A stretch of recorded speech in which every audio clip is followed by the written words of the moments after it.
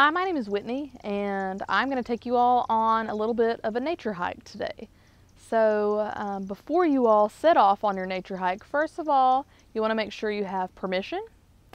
Anytime I go on a hike, if I'm going, well, I don't usually hike by myself because I don't feel safe doing that. But when I'm hiking, I always tell someone who is going to be back at home where I'm going to be, so they know where and when to expect me back. So if I'm not back, then they know to be concerned. I've never had anything happen that would warrant that, but you never know what could happen. So I do that.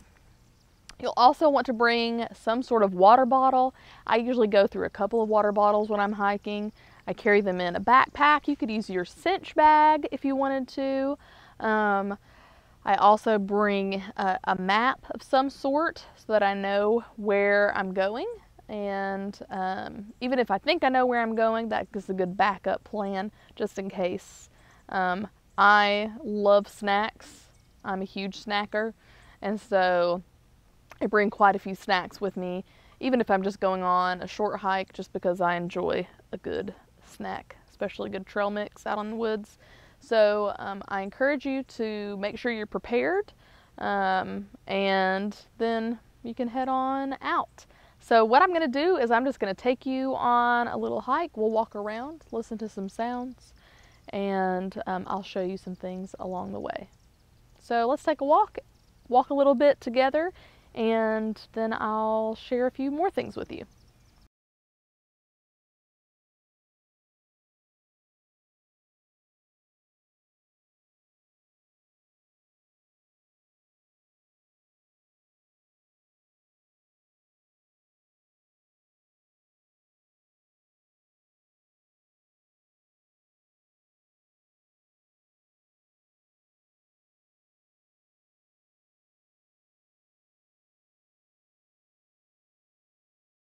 Now, you don't have to go too far away to be able to experience nature. Some of you may live in the city, some of you may live way out in the country, but I encourage you to find a place. Maybe you ask a friend who has some property you could walk around on.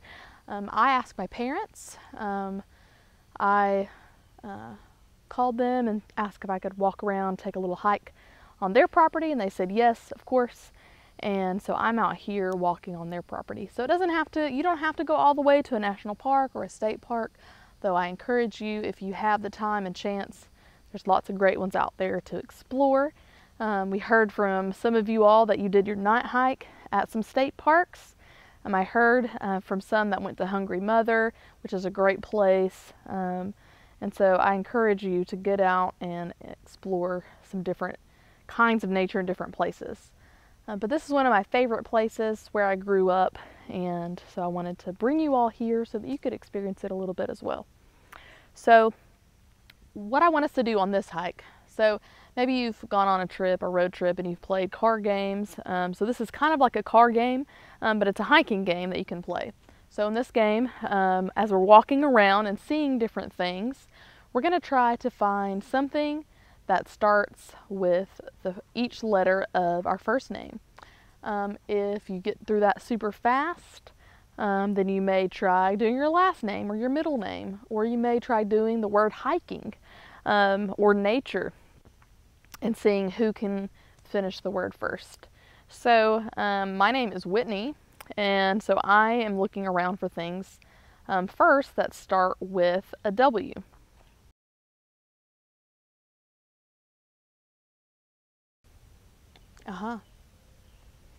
So I see a little creek. You all can't see that from where you're looking, but there's a little creek behind the camera, and there's some water. So there's my W, and now I'll start looking for things that start with the second letter of my name, which is H. So I encourage you to do this too, and then tell us what sort of things you found that went along with your name. You can write them down in your journal, your gratitude journal, or your little notebook if you were with us in week 1. But write down those things and share those things with us.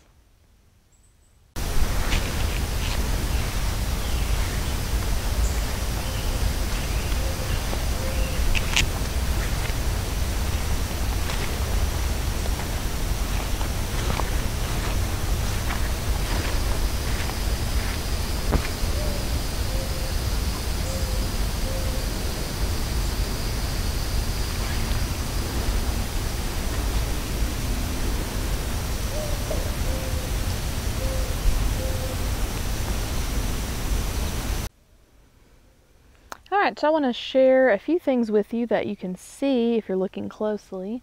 Here you can see a grapevine. This grapevine is attached to this pile of fallen trees, but it goes all the way up into that tree. Well, this grapevine is kind of a medium size. You can look at it a little closer if you want.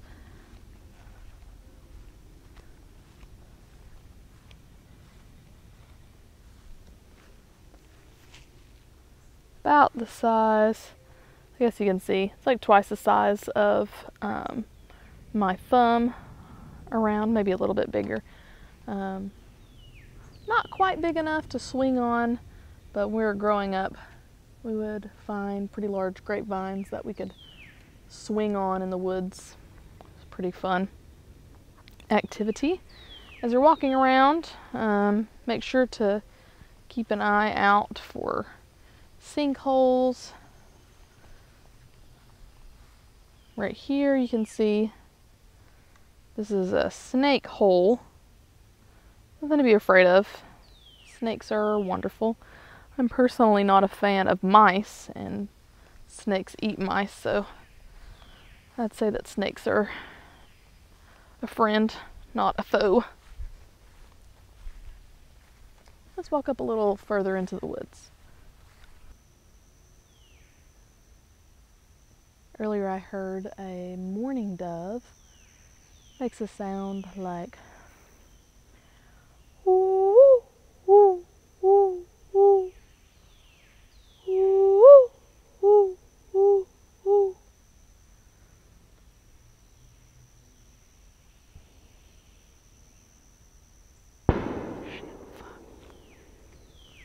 Cool.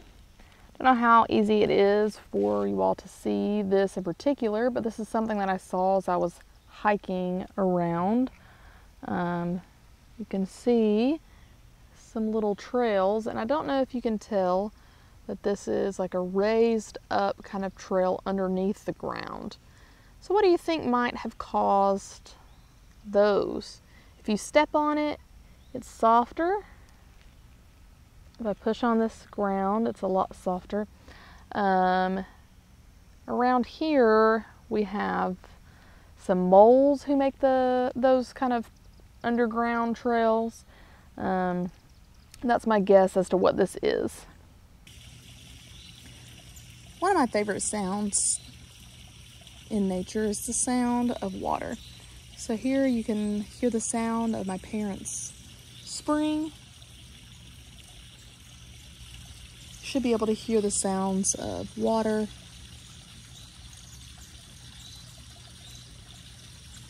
This spring is one that has fed my parents, my dad's parents, his mom's parents.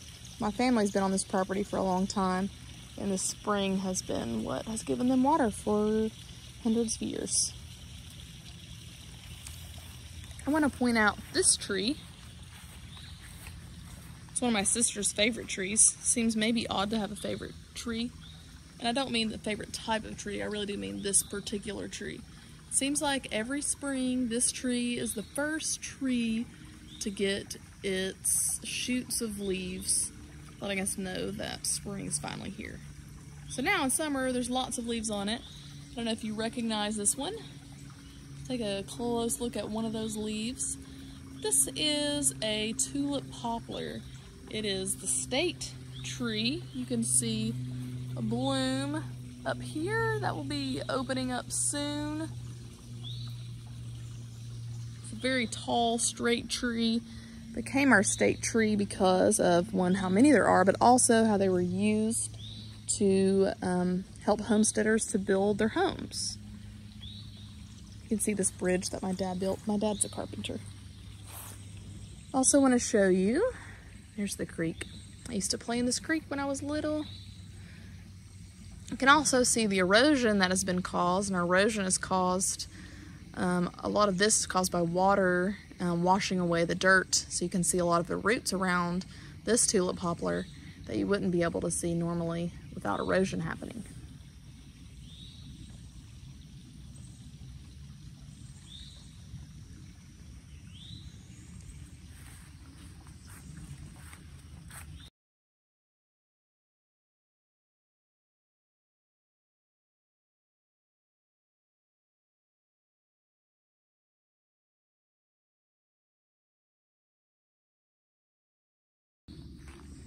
That grows in my area, at least. This has very shiny leaves. Looks a lot like a rhododendron, but this in particular is a magnolia tree. It grows pretty tall, but not as tall as a tulip poplar. Very shiny leaves.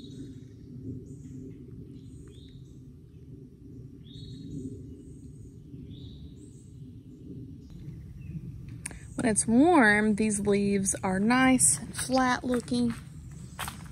As it gets cold in the winter time, the leaves start to curl up. It's kind of like an old-timey thermometer. So before people had thermometers, they couldn't really tell what the temperature was. They could gauge the temperature based on the rhododendron or magnolia leaves. Their leaves. I encourage you to go out and explore. You may not recognize all the things that you see around you. I know that even though I have taught outdoor education, I don't recognize all the things around me. But you can find the answers, what you need, on several different nature apps. I'll try to put a link to those in this video. But I encourage you to explore. When God made the earth, He told us that it was good. And there's lots of good, really neat, creative things that God made that are just fun to learn about. So I encourage you to go out and explore and see what you can learn, what you can hear, what you can smell. Maybe not what you can taste if you don't know your edible plants. That could be dangerous. But I encourage you to go out and just explore and just see how neat nature is.